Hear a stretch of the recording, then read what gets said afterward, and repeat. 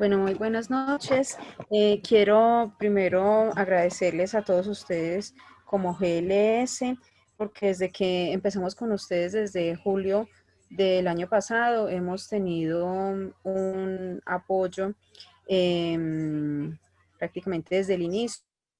Agradecerle también a Carito, porque más que nuestra asesora ha sido, digamos que nuestra maestra en todo este proceso, porque prácticamente empezamos de cero.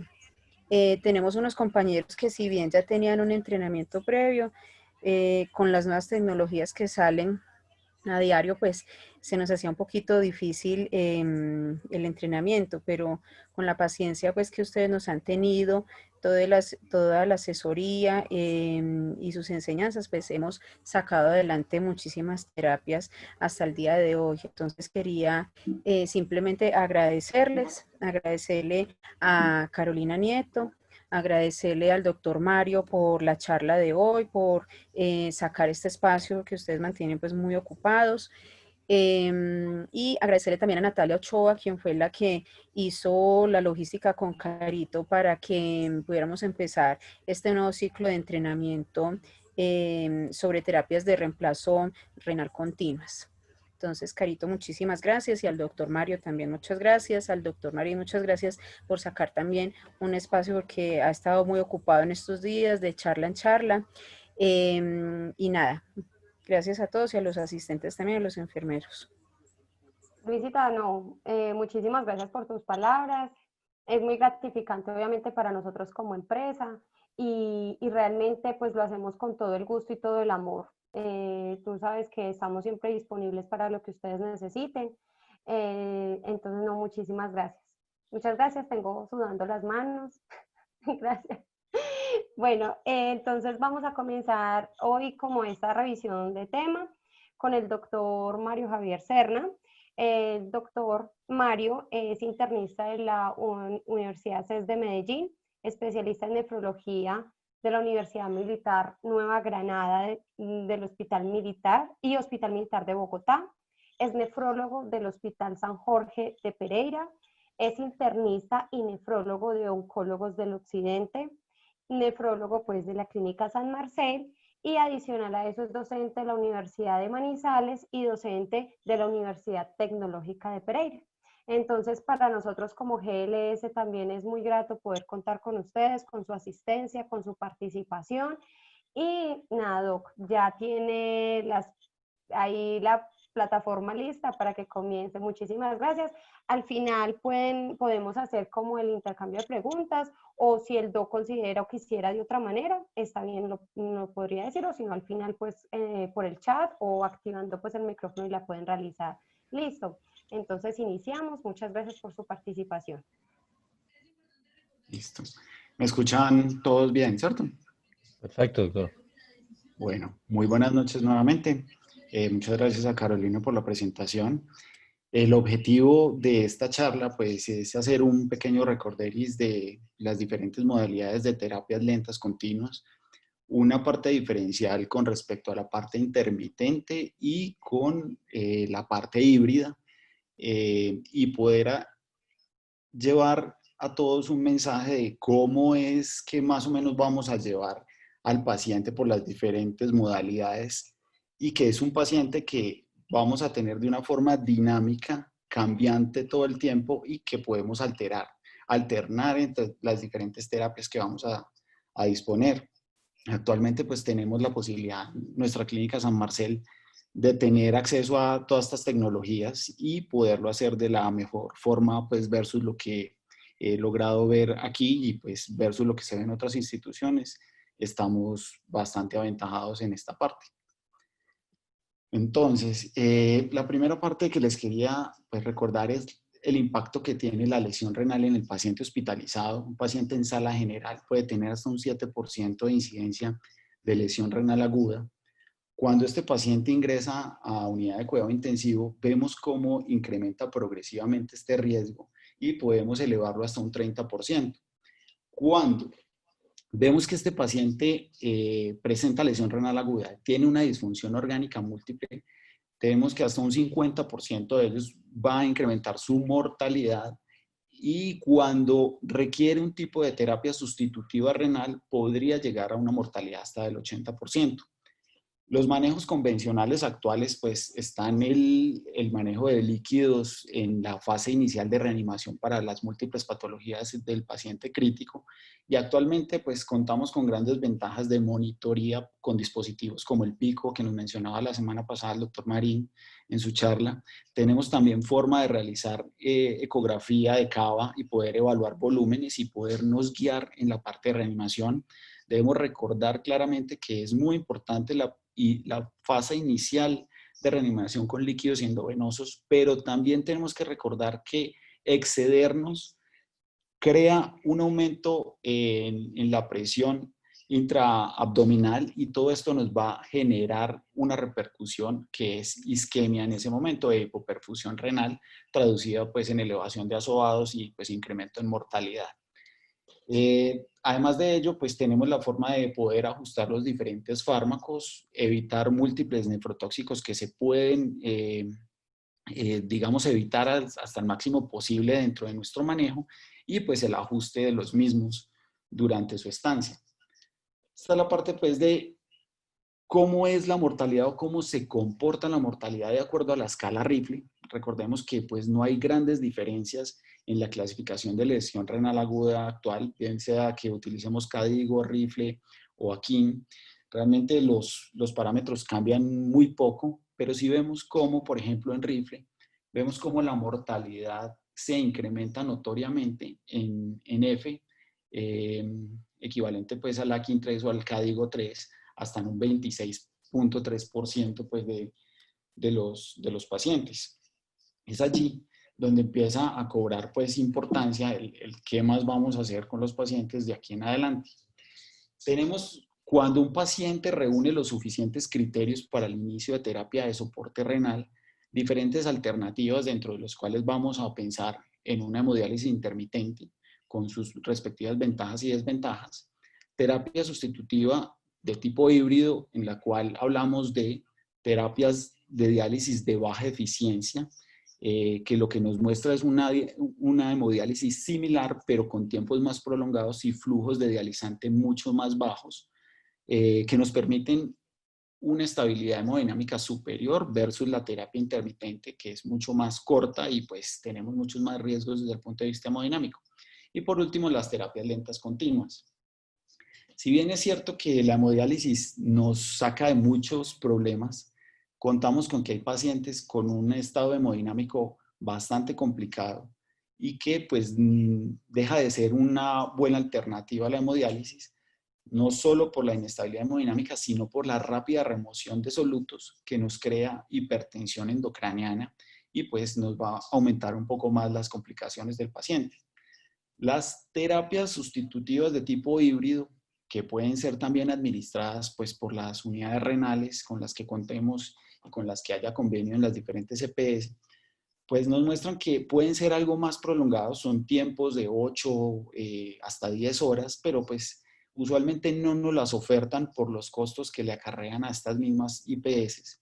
Y es aquí donde pues empezamos nosotros como grupo de cuidado crítico y la parte de nefrología, pues lo que queremos realmente es que sea un manejo integral entre ambas especialidades, y poder empezar a utilizar de una forma más tranquila y de una forma más adecuada las terapias lentas continuas, viendo que las terapias lentas continuas nos van a ofrecer no solo una mayor estabilidad hemodinámica, no solo un mejor ajuste del balance hídrico que tengamos al paciente, igualmente la parte de adecuación con las diferentes nutriciones que coloquemos al paciente y poder tener un mayor control del mismo, sino también que tengamos la posibilidad de remover toxinas con el uso de estos filtros. Si bien a lo que me voy a referir principalmente, que es hemofiltración y hemodiafiltración, no tiene tanta importancia en remoción de toxinas o endotoxinas como lo tienen los filtros para absorción o de hemoperfusión, sí vemos que tienen muchísimas más ventajas versus los filtros de hemodiálisis, que tienen un tamaño muchísimo menor para la remoción de moléculas de mediano peso molecular. Complicaciones obviamente las conocemos, están muy relacionadas con la parte de anticoagulación, con la hipotermia, los tiempos prolongados, la dificultad que vamos a tener para la movilización de un paciente para imágenes cuando estamos en alguna duda de sangrado intraparenquimatoso cerebral, entre otros, pues es lo que nos hace un poco diferente la situación. En conclusión, hemodiálisis intermitente y hemofiltración, pues son dos técnicas diferentes que pues ya vamos a ir ahondando en ellas. El objetivo principal era llevar también a las jefes a una mejor comprensión de qué está pasando en la hemodiálisis versus las terapias lentas continuas. Y es que pues la hemodiálisis nos ofrece difusión versus convección en la otra. Tenemos un elevado aclaramiento de pequeñas moléculas en la hemodiálisis, mientras que tenemos una mayor eliminación o aclaramiento de moléculas de mediano tamaño en las terapias lentas continuas. Obviamente el tiempo es mucho mayor, la estabilidad pues también.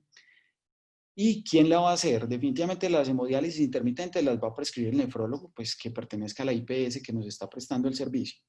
Mientras que las terapias lentas continuas, lo ideal es que exista un acompañamiento continuo, tanto del grupo de cuidado intensivo como pues el nefrólogo pues de la institución en este caso. Los costos van a ser un poco mayores cuando hablamos de terapias lentas continuas, pero pues también vemos beneficios importantes a través pues del tiempo. Tenemos que, como terapia para un paciente que está en cuidado crítico, no podemos dejar de mencionar la diálisis peritoneal. La diálisis peritoneal tiene ciertos beneficios, sobre todo la estabilidad hemodinámica. Sin embargo, no permite una remoción de solutos de mediano peso molecular, ni tampoco me va a permitir un aclaramiento rápido de sustancias, como lo pueden hacer las otras terapias. Entonces, realmente es difícil, es un poco más engorroso, implante de catéter, disfunción del catéter, que se acode el catéter. Todo este tipo de complicaciones los vamos a ver en la diálisis peritoneal, por eso no ha ganado tanta fuerza a través del tiempo la diálisis peritoneal como alternativa, como terapia sustitutiva renal pues para este tipo de paciente crítico. Esta es la parte donde empezamos y pues para las jefes y pues para recorderis para algunos del cuerpo médico, tenemos que tener el objetivo en la diálisis que debemos remover o intercambiar una masa que consiste tanto en agua como en solutos entre los compartimentos separados, que en una parte va a ser el dializante y en otro después la parte de sangre, a través de una membrana semipermeable. A la diálisis la vamos a llamar como una eliminación de solutos y a la ultrafiltración la pérdida de agua a través de esa membrana, que ya pues vamos a ir metiéndonos en ello. Entonces, la diálisis, como tal su definición, es un proceso mediante el cual se van a intercambiar bidireccionalmente agua y solutos entre dos soluciones de diferente composición, sangre versus líquido dializante, que van a estar separados por una membrana semipermeable. En este caso, vemos como un filtro de hemodiálisis es diferente al filtro que vamos a mostrar ahorita, el hemofiltro, en el cual tenemos el ingreso de una sustancia dializante. Esa sustancia dializante es rica en bicarbonato, en calcio, tiene una concentración de sodio usualmente normal, magnesio, y pues en la parte de la sangre vamos a tener un producto que es rico en nitrogenados, hidrogeniones, potasio, fósforo, baja cantidad de calcio, y vamos a trasladar sustancias a través de un gradiente de concentración. Esta es la teoría de la diálisis. Y a esta teoría le llamamos difusión, en donde las moléculas a través de un gradiente de concentración van a pasar a través de esa membrana semipermeable de donde hay más cantidad de moléculas a donde hay menos cantidad de moléculas. Esta difusión tiene diferentes variables y entre ellas está el flujo con el que movamos esa sangre y ese líquido dializante, la temperatura, el tamaño y el peso molecular de esas moléculas, el coeficiente de filtración o superficie de la membrana que estamos utilizando y la concentración como tal de las moléculas. En esto consiste la difusión, en esto consiste el sistema de hemodiálisis. Cuando hablamos de terapias intermitentes, hablamos de un sistema diferente, que es el sistema convectivo. Lo hablo sobre todo para la hemofiltración venovenosa continua, de la cual hablaremos posteriormente. Y vemos cómo cambia aquí la definición, y es que lo que vamos a obtener es que el arrastre de esos solutos que previamente en difusión pasaban por gradiente, en convección van a ser transportados por un líquido que llamamos un líquido de sustitución. Ese líquido de sustitución se mueve a través de un gradiente de presión ejercido por la programación que nosotros demos. Entonces, de acuerdo a la cantidad de líquido, de acuerdo también a la superficie y al movimiento de agua, vamos a poder trasladar todas estas sustancias o solutos hacia el compartimento de efluente, que es lo que realmente necesitamos. Entonces, cuando utilizamos este tipo de técnica, lo que vemos es que hay un filtro que tiene unos poros más grandes y el mismo mecanismo de convección, que es el arrastre por solvente, me va a ofrecer la capacidad de atravesar moléculas de mediano peso molecular, que pues entre otros ejemplos pues estaban el uso pues de las endotoxinas. Entonces vemos aquí cómo claramente por medio de esta presión hidrostática vemos cómo arrastramos estos solutos a través de moléculas pues de agua básicamente, lo que conocemos como arrastre por solvente. Entonces todos estos principios de convección nos hablan que hay una presión de permeabilidad hidráulica, que es la que va a arrastrar toda esta cantidad de solutos por este gradiente de concentración y una presión transmembrana hacia la parte efluente, ¿cierto? Entonces esta presión transmembrana va a ser básicamente la que nos va a permitir este mecanismo de convección. Este es el resumen de lo que sucede en ambas técnicas. Vemos como la primera, pues difusión, gradiente de concentración, de donde hay más a donde hay menos. La segunda, convección, arrastre a través de un solvente, pues agua o una solución dializante, en este caso, pues que es lo que realmente requerimos. El mecanismo pues de transporte lo vamos también a clasificar en ultrafiltración y en absorción. La ultrafiltración hace referencia al paso del líquido a través de una membrana producido por un gradiente de presión. Esto es lo que va a sacar el exceso de agua como tal en el paciente que tenemos con una sobrecarga de volumen. Hay otro mecanismo más que lo manejamos por medio de otro filtro, que son los filtros de hemoperfusión o adsorción, en donde estas moléculas, toxinas, endotoxinas, se van de forma específica a unir a estos filtros o dispositivos. Entonces, lo que les mencionaba previamente, que es los mecanismos de difusión y convección, vemos cómo por los tamaños moleculares, vemos cuándo es útil o para qué sustancias es útil la difusión o hemodiálisis intermitente, y vemos cómo a través del mecanismo de convección podemos remover otro tipo de sustancias que siguen siendo toxinas o sustancias que también algunas de ellas son urémicas y son acumulables a través del tiempo. También pues en este caso pues se incluyen algunas endotoxinas. Ahora bien, tenemos tanto en la hemofiltración como en la hemodiafiltración un dispositivo que tiene la capacidad de colocarse un líquido dializante o un líquido de sustitución, y tenemos la posibilidad de elegir si ese líquido de sustitución lo vamos a colocar antes del filtro o posterior al filtro, lo que llamamos predilución o postdilución. ¿Qué buscamos usualmente y qué es muy interesante? Posiblemente después hablemos de anticoagulación con citrato. Realmente la anticoagulación con citrato no tiene que ser realmente una moda ni una cosa, ni una camisa de fuerza. Vemos como la heparina versus citrato no tiene unas diferencias muy significativas. Hay estudios mostrando no inferioridad, pero no superioridad del uno sobre el otro. Entonces, como tal, el citrato es muy bueno, la parte regional, pero también tiene implicaciones a nivel de aclaramiento. ¿Por qué? Porque usualmente manejamos unos flujos de bomba más bajos, haciendo menos eficiente el aclaramiento o depuración de ciertas toxinas. Entonces, cuando volvemos a la parte de sustitución prefiltro o postfiltro, tenemos que, si utilizamos una dilución prefiltro, tenemos la posibilidad de disminuir coagulación y que el filtro nos dure muchísimo más. Hasta ahí suena muy bonito. Sin embargo, la capacidad de aclaramiento, al llevar una sangre mucho más diluida, voy a tener menos capacidad de aclaramiento de las toxinas que estoy necesitando. Por otro lado, cuando utilizamos el mecanismo postdilución, o sea, postfiltro, tenemos un mayor o una mayor capacidad de aclaramiento de todas estas toxinas, con la diferencia de que podría, en teoría, mostrarme mayor capacidad de coagulación del sistema. Sin embargo, esto no es del todo cierto. ¿Por qué?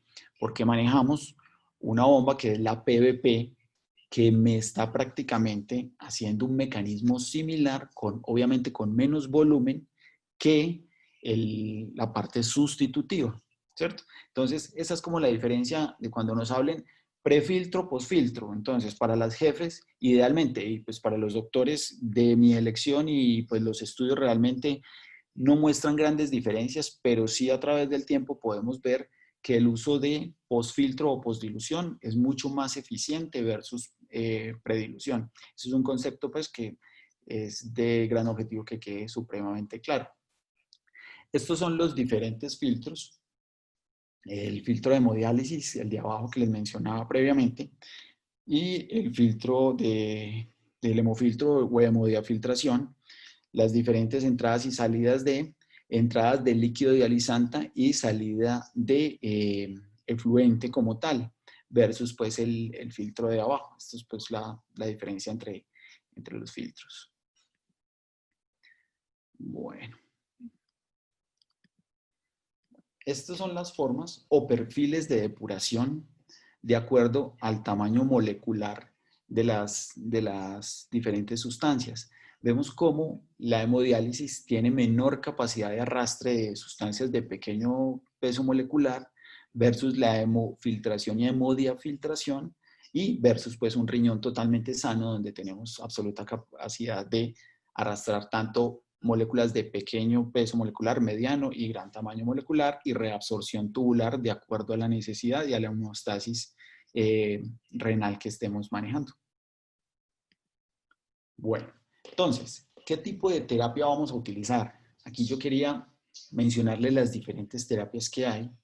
Empezamos con SCUF, que es una ultrafiltración lenta continua, que básicamente lo que vamos a obtener es ultrafiltración. ¿Estamos depurando sustancias? No.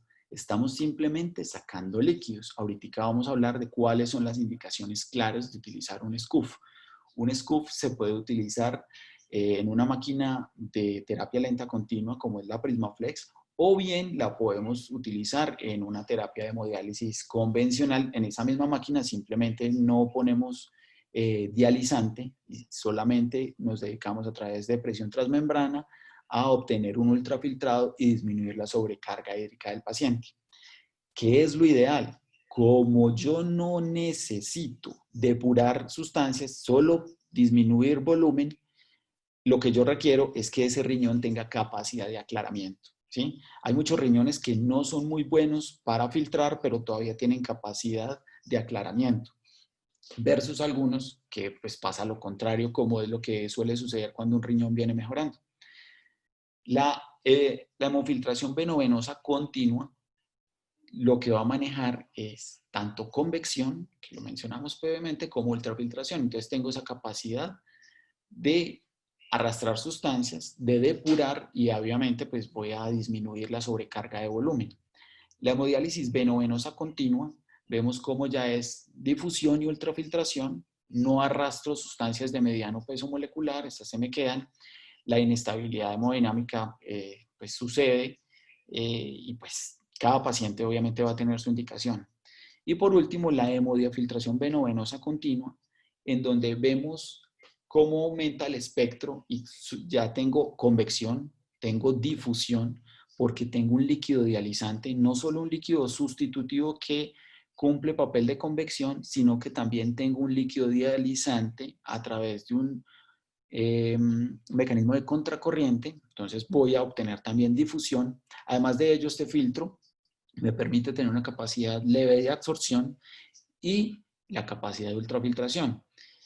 ¿Qué es lo ideal? Y es una de las grandes cosas que siempre les explica la jefe Carolina. Cuando estamos programando la máquina, lo ideal es que siempre programemos la máquina. No importa qué utilicemos de modalidad, siempre programemos la máquina inicialmente para terapia de hemodiafiltración venovenosa continua. Y a través de ella nos podemos mover en las diferentes técnicas, como les voy a mostrar más adelante, de cómo queda la máquina.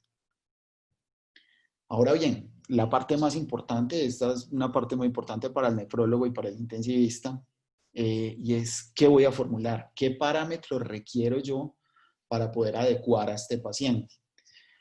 Cuando los nefrólogos prescriben una diálisis en automático, están buscando un coeficiente o KTB, que es lo que buscamos para lograr un aclaramiento mínimo de sustancias que permitan y que de verdad demuestre un impacto sobre mortalidad. Cuando hablamos de terapias lentas continuas, no tenemos un KTB exacto, se podría medir algo similar, pero buscamos una dosis de diálisis que permita hacer algo similar para aclaramiento de toxinas. Entonces esto depende de múltiples factores: el filtro, la bomba de sangre que voy a colocar, la PVP o bomba previa de sangre que les hablaba, que funciona para disminuir la parte de coagulación del sistema como tal, el dializante, o sea, la parte de difusión, cómo voy a programar a este paciente para lograr un aclaramiento adecuado, la sustitución que me va a permitir el mecanismo de convección que yo requiero, cuánto voy a ultrafiltrar y cuánto me permite el paciente ultrafiltrar, y por último, qué debo hacer para evitar que este sistema se coagule.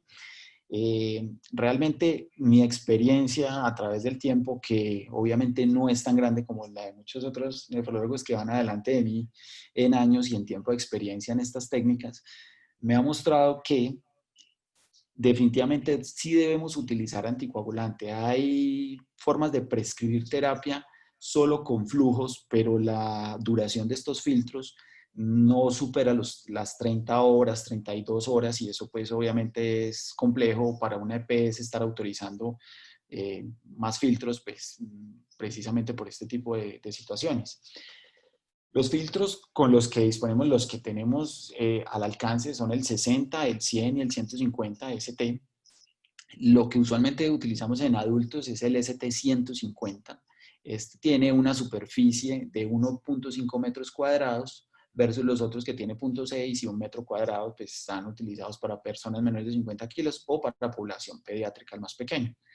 La bomba de sangre tiene mucha importancia, pero depende de la estabilidad hemodinámica que tenga el paciente.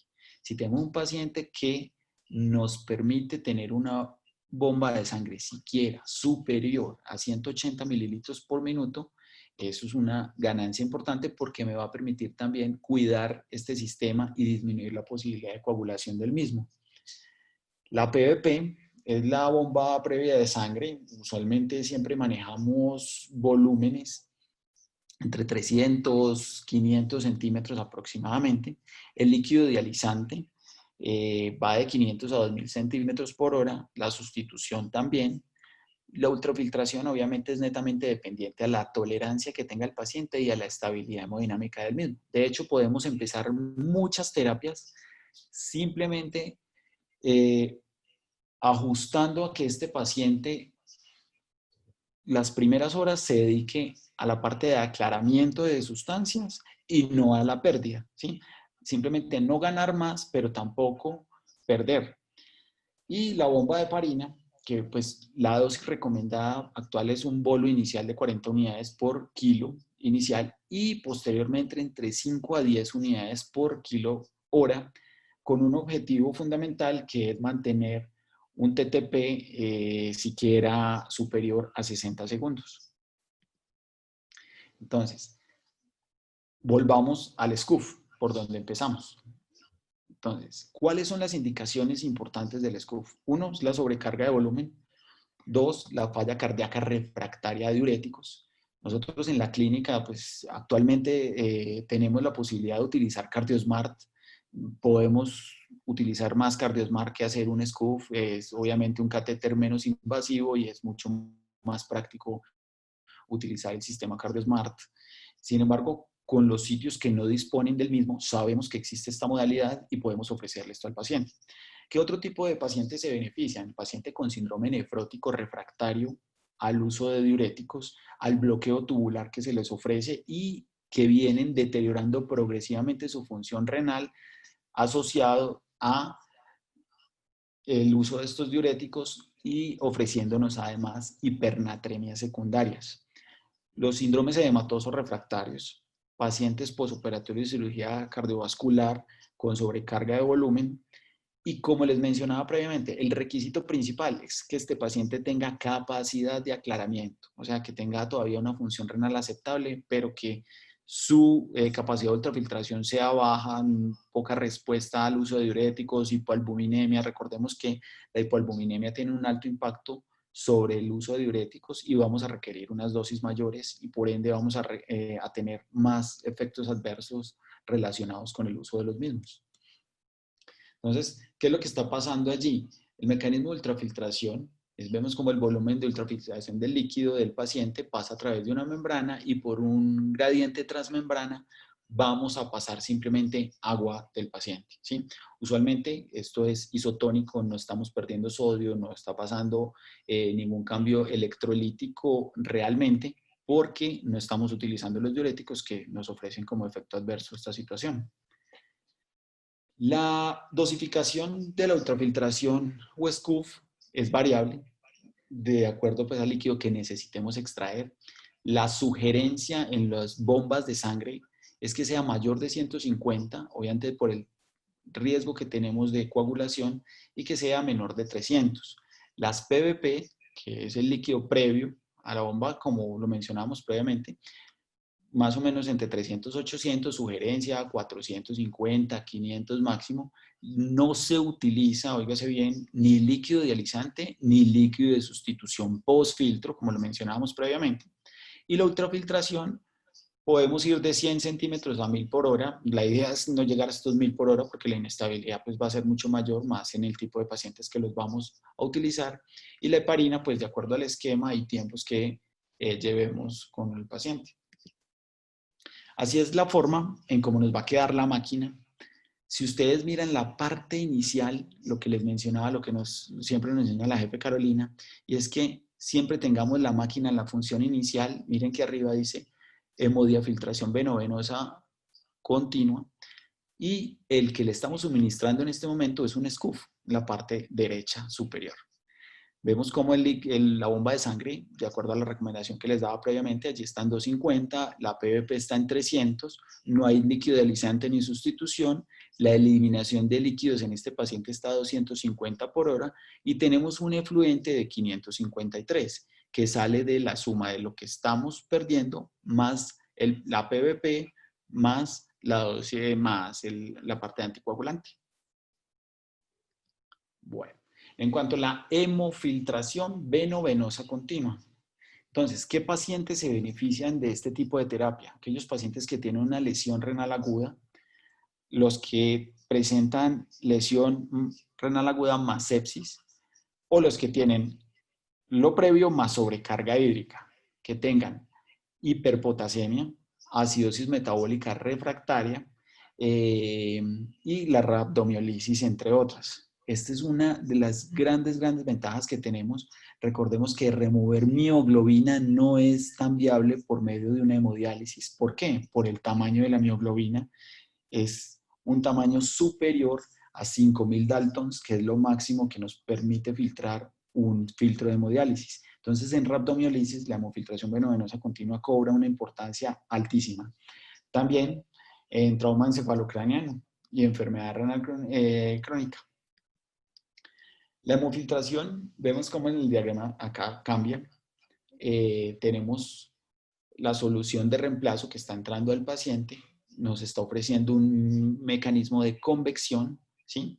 Y está atravesando a través de la membrana por una presión transmembrana que me va a permitir una ultrafiltración y un aclaramiento de sustancias por un mecanismo de convección, ¿sí? Totalmente diferente. Entonces, ¿qué dosis utilizamos? Esta parte ha sido por muchos años discusión, todavía siguen saliendo artículos y la dosis recomendada actual sigue siendo de 25 a 30 cc por kilogramo por hora. ¿Por qué? Ahorita yo les mencionaba que en hemodiálisis los nefrólogos utilizamos una constante que se llama el KTB y es un KTB mínimo. Algo que se asemeja en el caso de terapias lentas continuas es tener mínimo una dosis de 20 cc por kilogramo hora. Pero ¿por qué prescribimos 25-30? Primero, por lo que necesitamos aclarar, cada paciente es diferente y cada paciente tiene un nivel diferente de nitrogenados y la dosis va a depender. Lo máximo pues son 30, 35, podría llegar en algunos pacientes de acuerdo a la toxemia que tengan y al estado de sepsis en el que estén. Pero recordemos que estos pacientes, ustedes jefes que han tenido que manejar estos pacientes, hay que cambiarlos, hay que parar temporalmente el circuito mientras cambiamos bolsas, mientras hacemos procedimientos, mientras los bañamos, mientras la cambiada de pañal. Todo esto nos hace perder aproximadamente un 20% de la prescripción que tenemos. Entonces, si a esos 25 cc le calculamos el 20%, más o menos nos va a quedar en los 20 cc por kilogramo hora, alcanzando un objetivo de aclaramiento de solutos necesario para que el paciente esté, pues, en términos generales, mejor controlado. La PVP aquí, miren que es similar, 300 a 800 cc. No existe dializante en la hemofiltración venovenosa. La sustitución POS hasta 2000 centímetros por hora, obviamente esto lo vamos a distribuir de acuerdo al cálculo por el peso del paciente que tengamos. Si tenemos un paciente de 70 kilos y le vamos a calcular 30 cc, son 2100 centímetros que los vamos a distribuir entre la PVP, la sustitución y la ultrafiltración que queramos y de acuerdo a la tolerancia del paciente. Al igual pues que la heparina, las dosis pues son similares a las mencionadas previamente. Nuevamente, observemos la parte superior derecha, función de la máquina, hemodiafiltración venovenosa continua, pero lo que se está suministrando es hemofiltración. Vemos como la sangre, en este caso en particular, tenemos una bomba de sangre en 200 mililitros minutos, un paciente que no está muy estable, tiene una PVP de 600, una sustitución de 1100, una eliminación de líquidos de 150 mililitros por hora. Y si ven abajo, donde dice dosis de fluente, le estamos aportando una dosis de 26 mililitros por kilogramo hora, ¿cierto? De todas maneras, cuando vemos todo lo que está sucediendo a través del tiempo en la máquina y miramos el histórico, podemos ver a través del tiempo cuánto es realmente lo que le hemos suministrado a este paciente durante toda la terapia. La hemodiálisis venovenosa continua hace referencia obviamente a poder tener la capacidad de tener un paciente en diálisis administrada por el grupo de cuidado intensivo. Nuevamente, esto no es propaganda, pero sí idealmente ojalá esté el nefrólogo al lado para tener la capacidad y la posibilidad pues, de ponernos de acuerdo para muchos de los parámetros que estamos necesitando al paciente sin que el paciente pues, se salga de algunas de las situaciones que no quisiéramos que presentara. ¿Cuáles son las indicaciones principales? Lesión renal aguda, paciente con sobrecarga de volumen, la hiperpotasemia, la acidosis metabólica, el trastorno de sodio. Este es tal vez una de las mejores cosas que podemos hacer por el paciente, que es tanto en hiper como hiponatremia. ¿Se puede manejar con hemodiálisis intermitente? Sí, pero el riesgo de desmielinización osmótica en el paciente es muy alto. ¿Por qué? Por los tiempos en los que estamos haciendo el cambio de sodio. Cuando tenemos una hemodiálisis venovenosa continua, tenemos la capacidad de tener un líquido dializante a bajo flujo y tenemos la posibilidad de hacer un cambio de sodio adecuado, evitando este tipo de síndromes. También tiene una alta utilidad pues, en aquellos pacientes intoxicados con metotrexate, litio, pacientes con pericarditis urémica, derrames pericárdicos asociados al mismo y pacientes que tengan una enfermedad renal crónica, que ya estén en terapia, pero que estén hemodinámicamente muy inestables, como lo que a veces puede suceder en un paciente post cirugía cardiovascular, cambio valvular, más revascularización miocárdica. Es un paciente crónico en diálisis desde hace 6, 8 años y que no tenemos la posibilidad que se nos haga una intermitente por la inestabilidad clínica del paciente. Este es el tipo de terapia que podemos ofrecer al paciente y pues es altamente efectivo. Ahora bien, si tuviéramos que escoger esto entre una hemodiafiltración y una hemodiálisis venovenosa continua, tal vez en el contexto del ejemplo que les estoy dando, sería mejor el uso de la hemodiafiltración versus hemodiálisis venovenosa continua. Esto es el resumen de lo que está sucediendo en el circuito. Tenemos una entrada del dializante que entra en contracorriente con la sangre. Tenemos un aclaramiento por difusión de gradiente de mayor a menor y unos productos de desecho. Bueno, la prescripción usualmente lo hacemos más o menos de 25 a 30 cc por kilo igualmente. La bomba de sangre, observen que es igual, el PVP es similar, tenemos un dializante, pero no existe un líquido de sustitución. ¿Sí? Entonces, netamente difusión es lo que estamos haciendo, más ultrafiltración, y pues la ultrafiltración va a ser variable de acuerdo a la estabilidad hemodinámica del paciente, al igual que la heparinización del circuito. Así es como nos queda la máquina. Ahí en la fotico no me aparece, pero igual aparece en la arriba que es hemodiafiltración venovenosa continua y se está utilizando hemodiálisis venovenosa continua. Miremos cómo está la bomba de sangre, la PVP, el dializante, y vemos abajo el efluente que está más o menos en 18 mililitros por kilo hora. Podríamos ser un poco más eficientes y aumentar esa cantidad de líquido dializante en el paciente para ser obviamente mucho más eficientes en cuanto a la aclaramiento de solutos. Por último, la hemodiafiltración venovenosa continua. Las indicaciones principales son la lesión renal aguda por sepsis. Los pacientes que tienen lesión más sepsis además tienen un estado hipercatabólico, ¿sí? Y aquellos que tengan uso de nutrición parenteral, en donde la carga proteica va a ser mucho más alta, y estos son los pacientes típicos que dicen, pero qué tan raro que el paciente no tiene sangrado, no está en teoría prerrenal, pero tiene un nitrógeno ureico muy elevado y una creatinina que no está muy alta. Estos son pacientes con una rata catabólica muy elevada, en los cuales podemos ver un alto beneficio del uso de la hemodiafiltración venovenosa continua.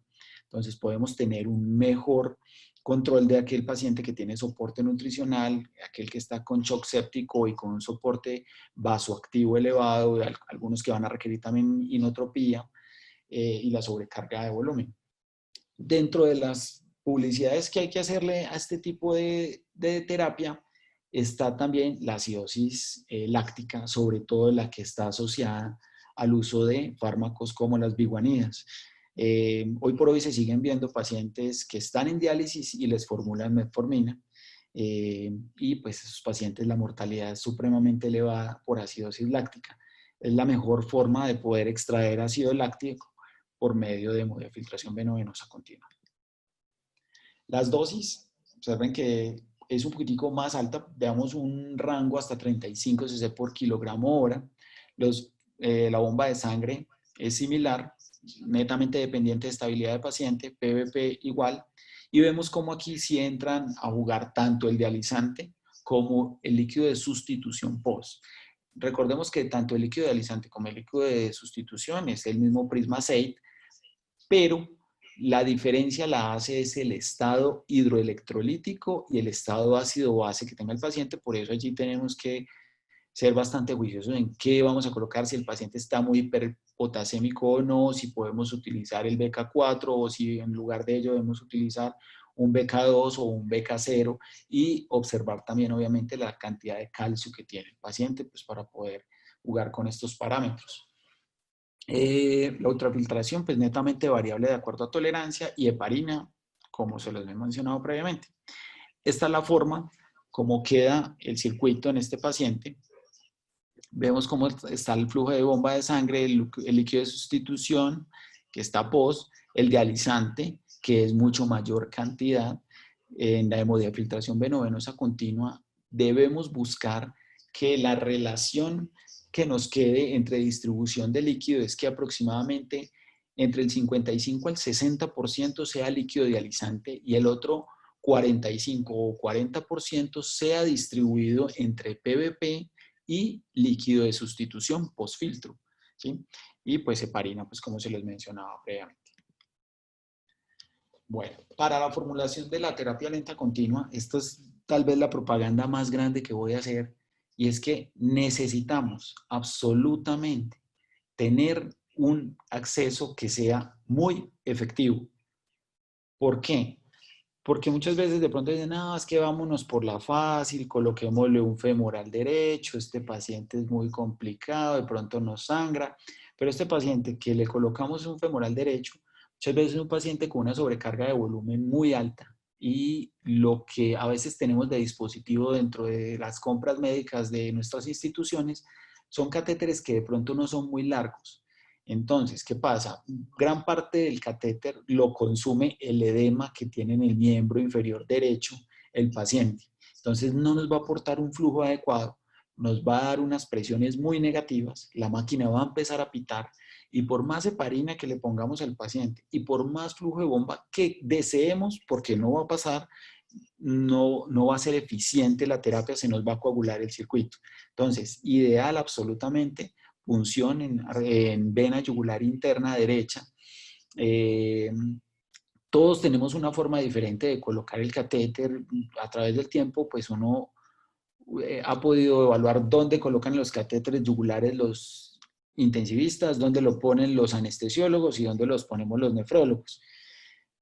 Usualmente la punción que suele hacer el nefrólogo es una punción un poco más baja, es una punción de más riesgo, pero la eficiencia del catéter es mucho más alta y la posibilidad de que este circuito y este filtro nos duren 72 horas, que es lo que deseamos, pues es mucho más alta. Entonces, líquidos, pues tenemos los BK, está el 4, el 2, el 0 y pues las diferentes cantidades de calcio que tenga y de bicarbonato. Todos tienen aproximadamente 32 de bicarbonato, 140 de sodio, varían en la cantidad de potasio y en la cantidad de calcio, ¿cierto?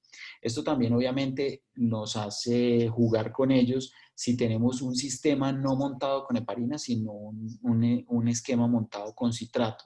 Como les decía desde un principio, el citrato es una charla por aparte porque siempre se mueven variables diferentes a lo que les estoy mencionando en este momento. Entonces, más o menos, miren que cómo queda la parte de difusión-convección. Miren cómo se distribuye la sustitución, un 70% para sustitución y un 30% para PVP. ¿Lo podemos utilizar 50% de difusión-convección? Sí, ojalá quedemos 55-45, como les mencionaba previamente, con el objetivo de mejorar el aclaramiento de sustancias. Bombas de sangre de 200-250, netamente dependientes de lo que esté sucediendo con el paciente. Y pues como les decía desde el principio de esta diapositiva, y es que por mucha bomba que deseemos, si el acceso no es adecuado, no hay posibilidad de que haya este tipo de flujo de bomba que necesitamos. El control como tal de terapia debe ser absolutamente diario. Lo ideal es que diario sea valorado por el nefrólogo y por el intensivista, ojalá ponerse de acuerdo los dos. Esto nos ha traído un éxito muy importante, por ejemplo, ahorita en el Hospital San Jorge.